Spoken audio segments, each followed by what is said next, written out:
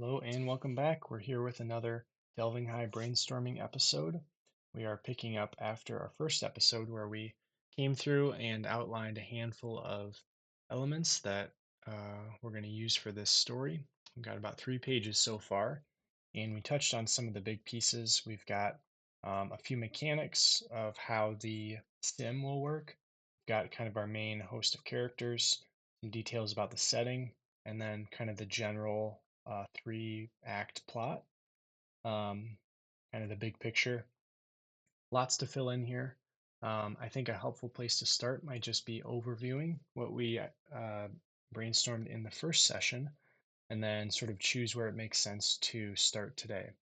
So, we're creating a story at Delving High, which is a high school based in the near Earth future, where they've determined that the best way to save the world is to involve everybody in this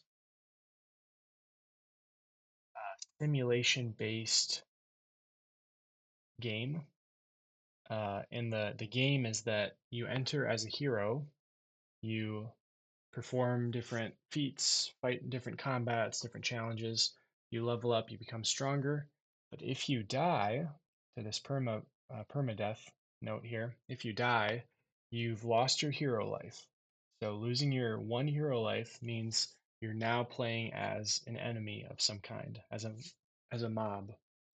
So it's switching to the dark side. You've lost your hero life. You're playing as a mob, and your goal is to accrue enough points of some sort or enough gold that somehow you can return as a hero.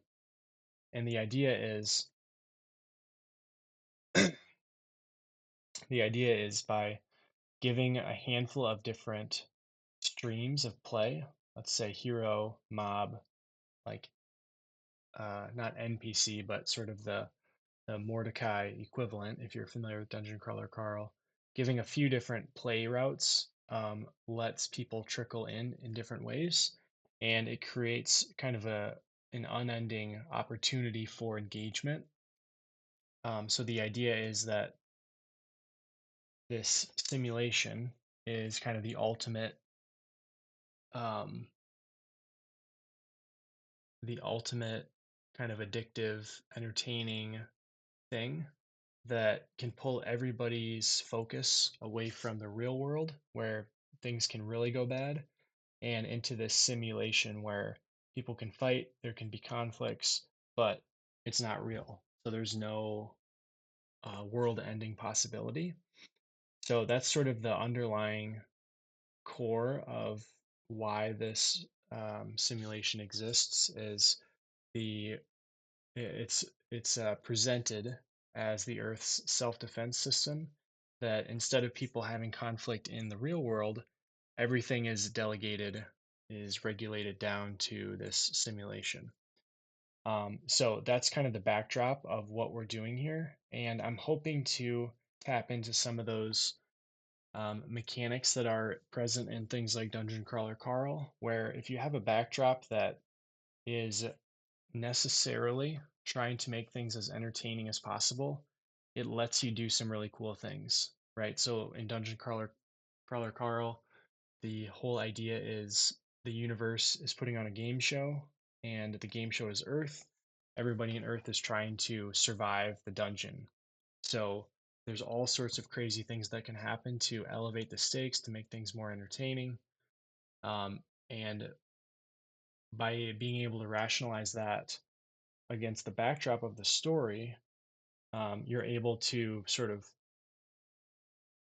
sneak in all these really cool, crazy things you'd never be able to do in a traditional story to the reader. So I was hoping to find a kind of a similar but different mechanic there.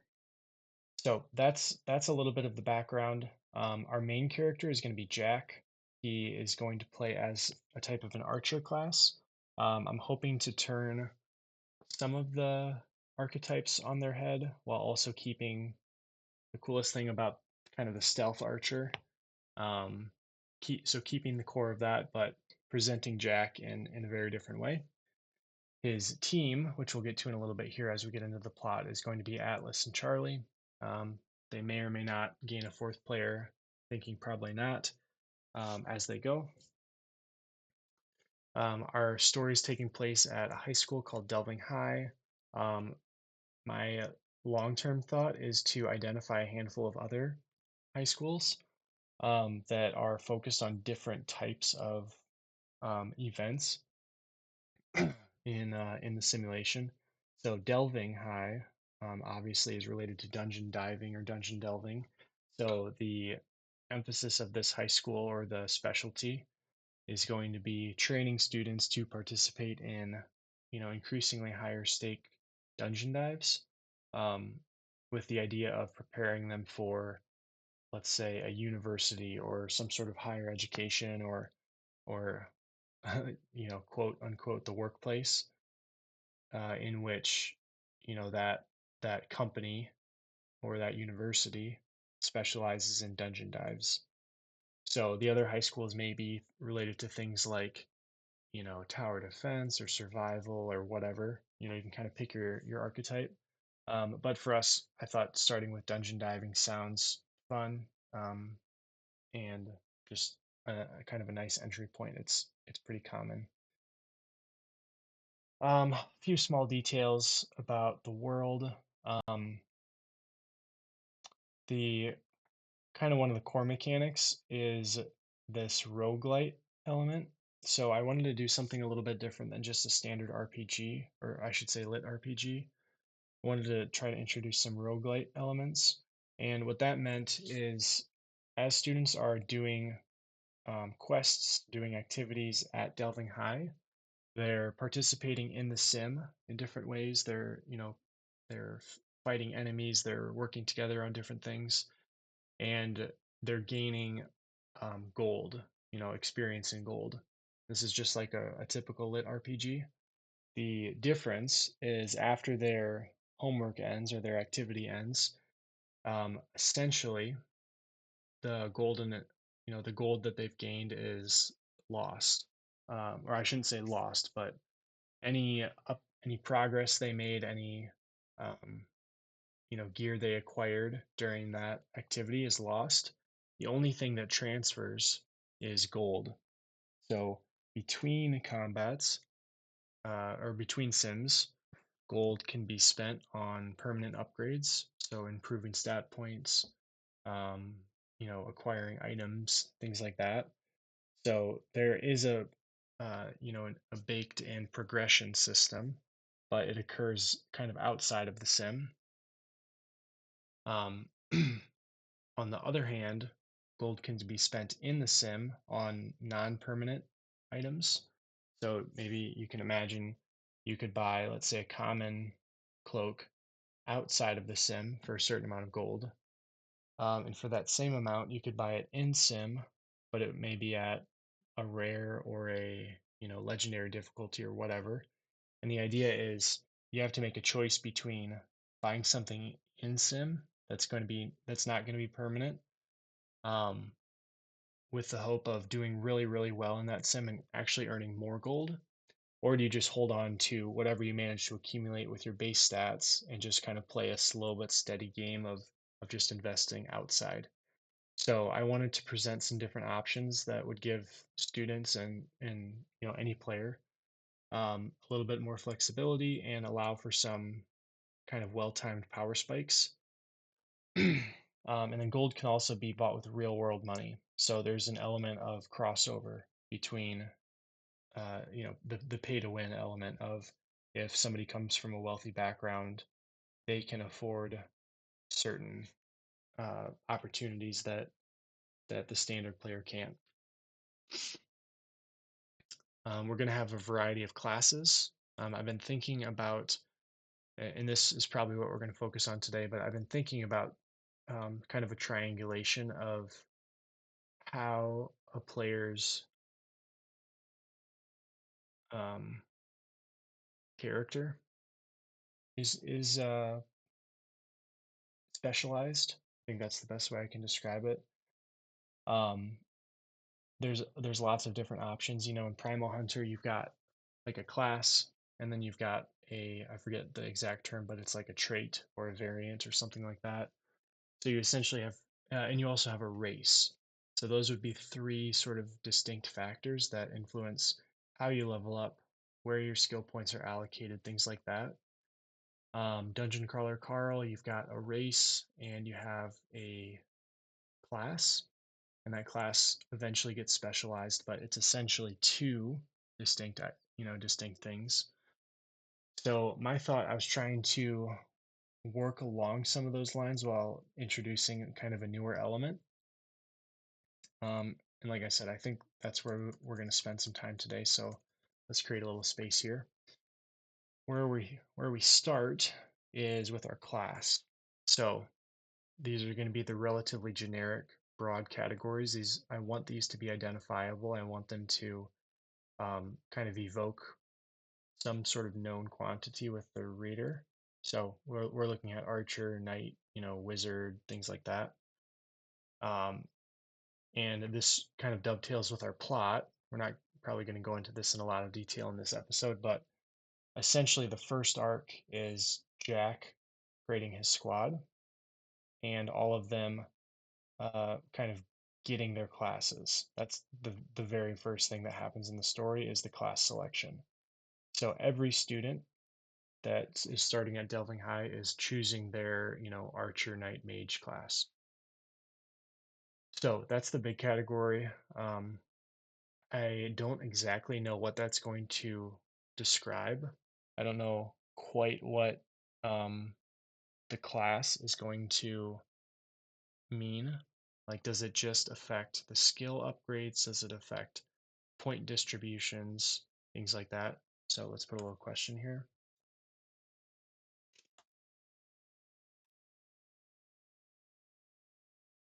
So after your class, um, looking at our plot here, the first arc is going through a series of challenges with the kind of the climax of that arc or the resolution of that arc being the variants being unlocked. I'm imagining each class to have many, many variants. So let's say we're imagining Archer because that's going to be Jack's class.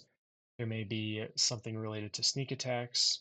There may be a variant related to long shots, maybe a variant related to quick firing, crowd control, status shots, like area of attack shots. You can, imagine 20 or 30 variants that each sort of have a specialization in a certain area.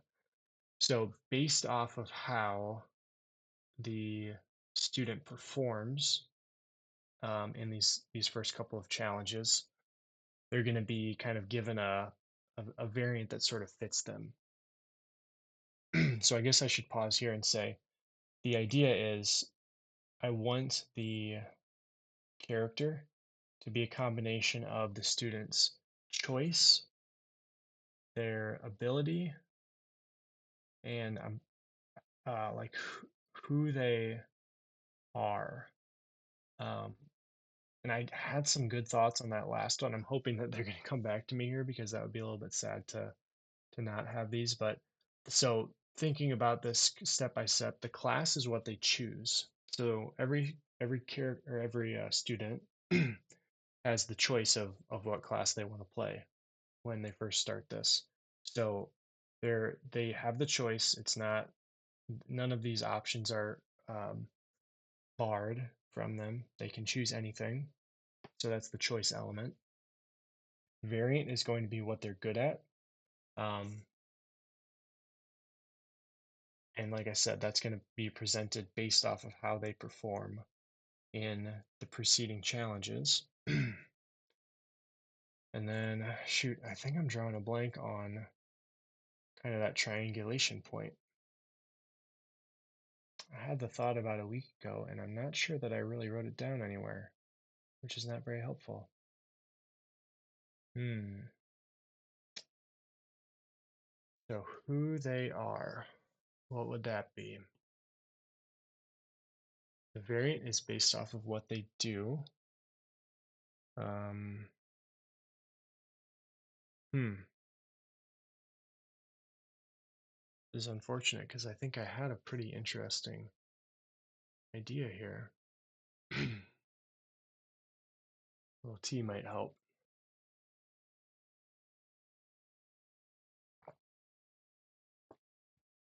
A little sleep too, probably.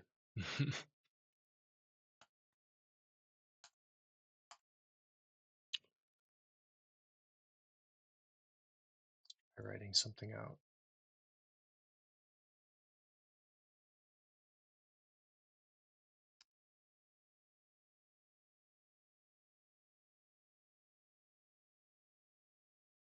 Let me try to approach this from a different angle because I think there was something I was imagining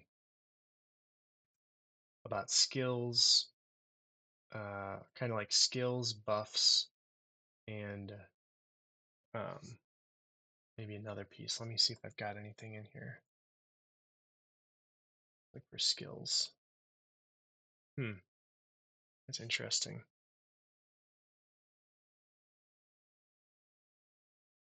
Huh. Well, let's think about it a little bit. So the idea is there's three elements that make up the character. They each need a distinct purpose. I like if they each come from something identifiable, like we're talking about choice, skill, and kind of who they are.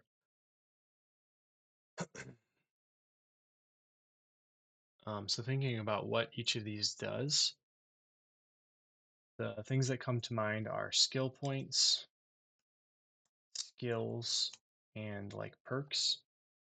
I think that's along the lines of what I had been thinking earlier in the week.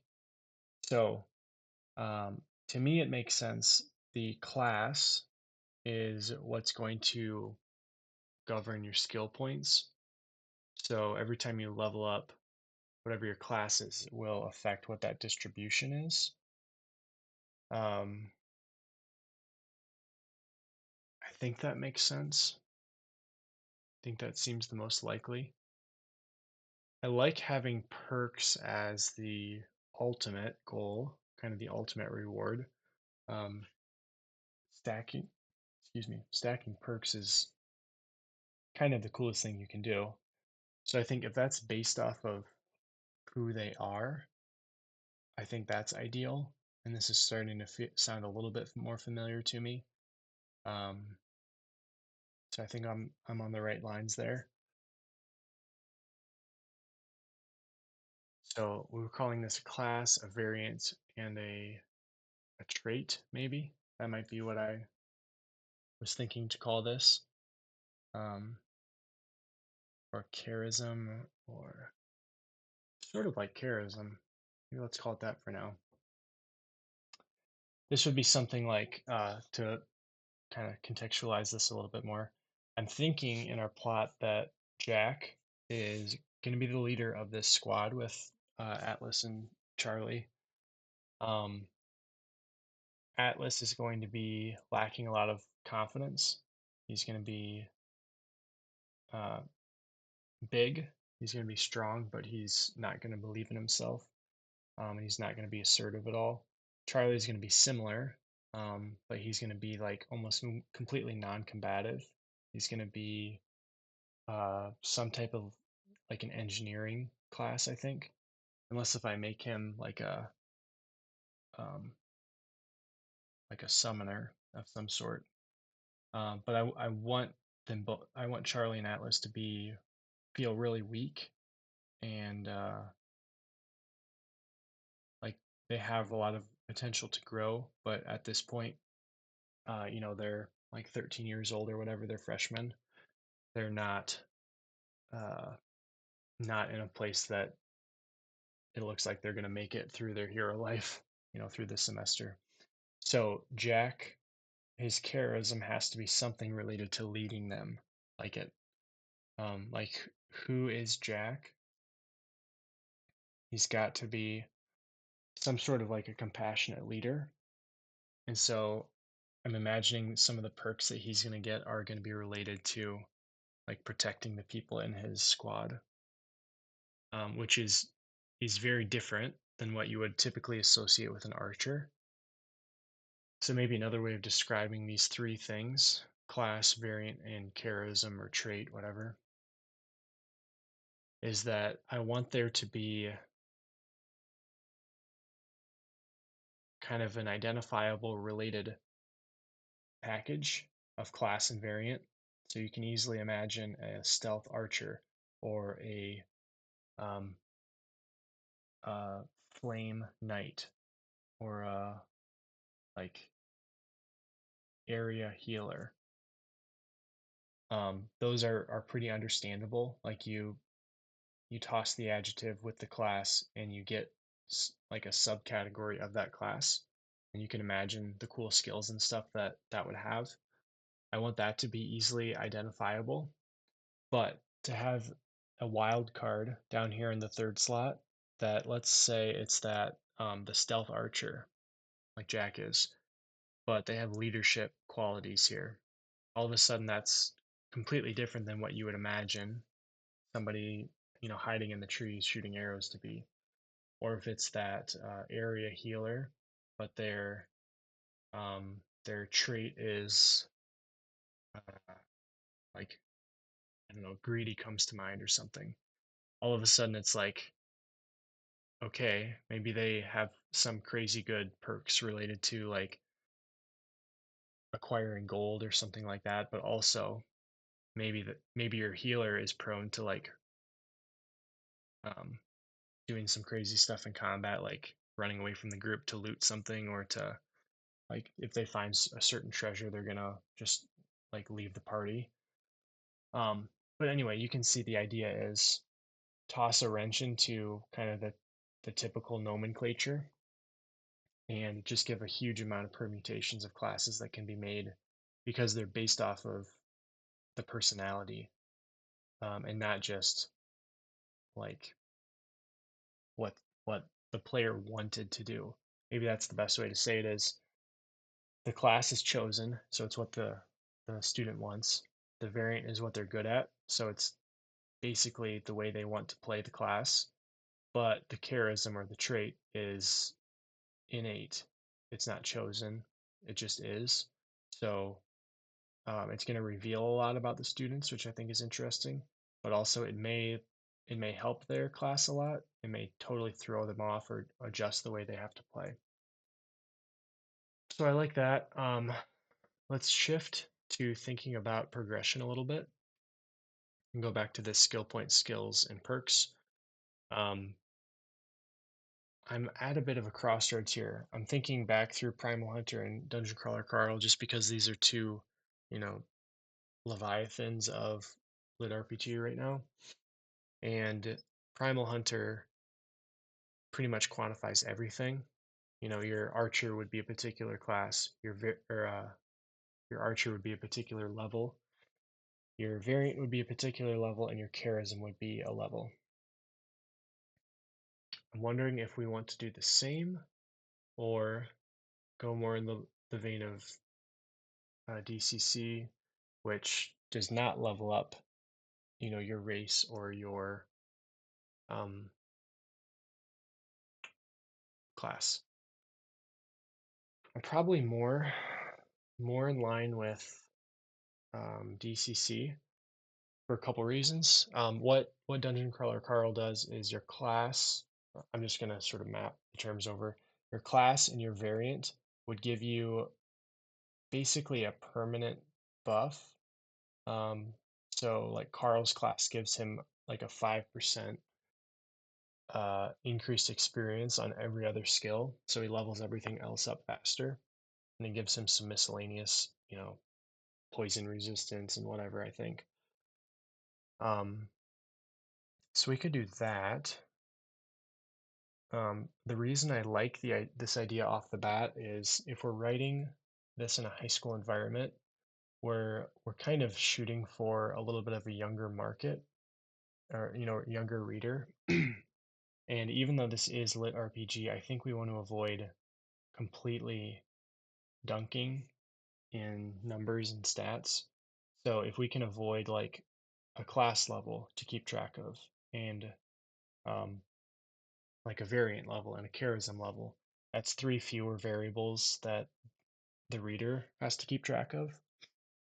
and instead we find some other ways to make these important. So what I'm thinking is overall we have a character level. That's what increases as we gain um, like experience. And then within your character level, you have your class variant charism. So what does this do? I think class could still affect skill points potentially. Let's just leave that as kind of a placeholder. Variance could affect your skills that you're given. And that makes sense, right? If you're good at a particular area, let's just stick with stealth archery for now. If you're good at stealth archery and that's what you're doing in combat, that's going to be your variant. And then as you level up your character level, you're going to be presented with skills that are related to the stealth archery. So I think that makes sense. Um, and then the charism, we could say, let's see, do we just go with perks for this one? What I sort of would like, and I think this is interesting, is to do skills and perks for both the variant and the charism. So I'm sort of imagining that like the character levels up, and on, let's say, um, every 10 levels or something, or every 5 levels, there's a variant um, skill presented. So there'd be a variety of options that the student could choose from, some skills, some perks. And then, on other level ups, there would be a variety of charism upgrades, different skills or perks. So presenting both skill and perks, again, gives that like flexibility of play style. Like, are you trying to stack a bunch of skills, which is probably an early game strategy? Like if you can get a bunch of skills, assuming you have the resources to use them, that sounds pretty good. But if you can start stacking perks, there's going to be a turning point where that's just going to outdo just about anything else. So I kind of like that. And we can sort of do some level setting later, like how often do the skill and perks be presented, that sort of thing. But I think I like this as kind of a structure. I am really tempted as well to borrow Dungeon Crawler Carl's sort of strategy with skills, or I should say,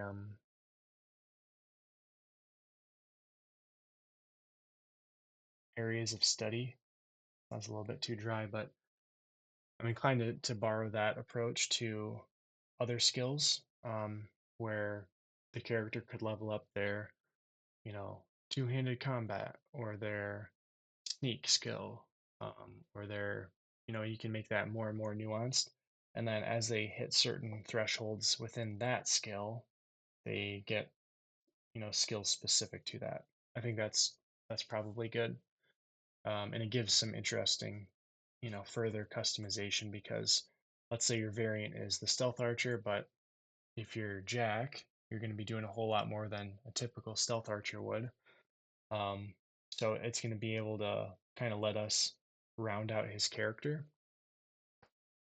give him some more cool skills in different areas that a typical stealth archer wouldn't have. And it also gives kind of a feedback loop, uh, or a um, reward for doing more than maybe you have to. So I'm thinking of like the game mode Kill Confirmed in Call of Duty from way back when. It's like you could, if you go above and beyond, you can collect more tags, you can collect more things, get more points. Um, so the analogy here would be if you're doing more than just being a stealth archer, let's say you're preparing a fort or you're, cooking for the party or whatever, you're going to be leveling up those skills. And now because you're doing more, you're gaining extra levels, you're gaining extra skills in these other areas. So there's a reward associated with extra work. So I like that. The only kind of thing that needs to be done is identify the rest of these classes and then create kind of a superset of variants. So, there's probably going to be like 10 or 20 variants per class. We may or may not, we probably don't need to literally come up with 20, but to have a good like 10 for each class, I think would be really helpful.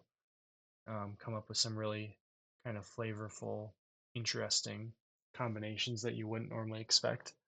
Things a lot better than the first things that popped into my mind when I was saying, fire, night, and things like that. So we'll need to doctor that up a little bit, but I think that's helpful. And then the charism is really as needed. It's a student by student basis. I think this is a place where we can shine through with some of that dungeon crawler Carl like oddball stuff. Um, I'm thinking of like a class in that book that was like monster truck rider or something. That's like a crazy name for a class. We can have some charisms or traits here that have kind of funky names and break the mold a little bit. Say something about the character. All right. So I think that's a good step toward the classes. Um, we've sort of got that ironed out a little bit. And some of the progression elements. Um, I wonder if I think we need to think about this character level a little bit more, right? Because we're talking about a roguelite as opposed to a typical RPG. And I think the fork in the road is, do you allow level ups during the sim, or do you kind of reserve all level ups to in between sims where you use your gold earned from the sim to level up?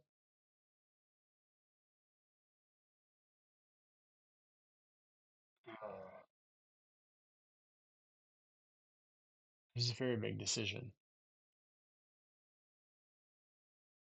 The big benefit of the just lit RPG in general is oh,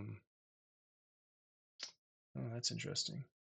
Anyway, the big benefit is um, by leveling up and gaining skills and things in combat, that adds a whole level um, of kind of instant feedback, instant reward. It's very cool to see a character, knock out a goblin and for their archery skill to increase than it is for them to knock out a goblin and then 15 hours later at the end of the sim, we see their archery has increased by 4 levels from all the combat. So for that, I'm considering I would like for the character level to you know be live to update during the sim, but I'm wondering how we incorporate the roguelite element because I think that would be, if we could get that right, it has the potential to be really cool. So maybe the characters level up,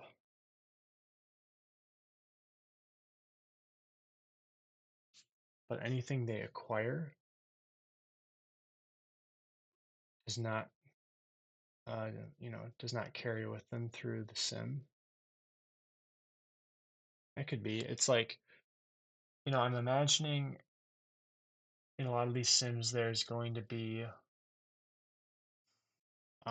loot boxes and things like that that you can acquire, and they're going to give you things that are much more powerful than your current level. So on any given sim, there's certainly an element of luck where you're trying to get, a big upgrade on your weapon or your um, gear, and that's what gives you a chance to make a big splash that level to gain a lot of experience and gold. Um, and then for that to be taken away at the end kind of resets everything And, if you do a random sampling of 100 sims, it's like each student should get a handful of really good opportunities, a bunch of good ones, a bunch of average ones, some really bad ones. And I like the idea of being able to kind of play the RNG game a little bit. And if we're at a point in the story where it makes sense thematically or whatever to um, darken things a little bit and give like Jack and his squad a uh, really tough go at the sim. Like maybe they hardly get any good weapons or whatever. Um, I think that's an interesting mechanic to play with. That's not something you see in that way very often, as far as I'm aware. So I think we can probably split hairs and let the character level up, let skills level up, let new skills be acquired um, within the level, so that we kind of preserve that sort of live element. But all element or all gear, all physical items, and things like that are non-permanent unless they're bought outside of the sim, in which case they're going to be extremely expensive. Um, you know, and not that powerful, frankly, for um, at this point in the story. These are literally freshmen. They've got a long way to go before they're kind of in the big leagues. So the things they get are going to be super weak. But if you can actually buy a few weak things, then it's like all of a sudden you're starting each sim at a decent place, and you can certainly pick up more powerful stuff if you get lucky, but you're not starting all the way at the bottom without any gear. Okay, so classes, I think that's pretty good. That's interesting. We've got our roguelite versus lit RPG sort of figured out. That's outstanding. Um, where do we want to spend a little bit of time here? It may be good enough. Yeah, I think maybe let's call it there tonight. We'll just keep nibbling at this one bite at a time. Um, it's going to be my bedtime, so I think we better call it here. But that's good to lay out a little bit more detail on the specialization of each student. They're going to have a class. They choose that at the start of the semester. Depending on how they do, what they're good at, they're going to get a variant. That's going to inform kind of their skill path upgrade and kind of open up some of their most powerful abilities and perks. And then depending on who they really are, what their personality is, they're going to have a kind of a subset of abilities and perks that are unlocked there. So I think that's helpful. That's going to keep moving us in the right direction to getting a nice outline that I can start running away with and writing a nice story. So let's keep moving forward. Thanks for listening.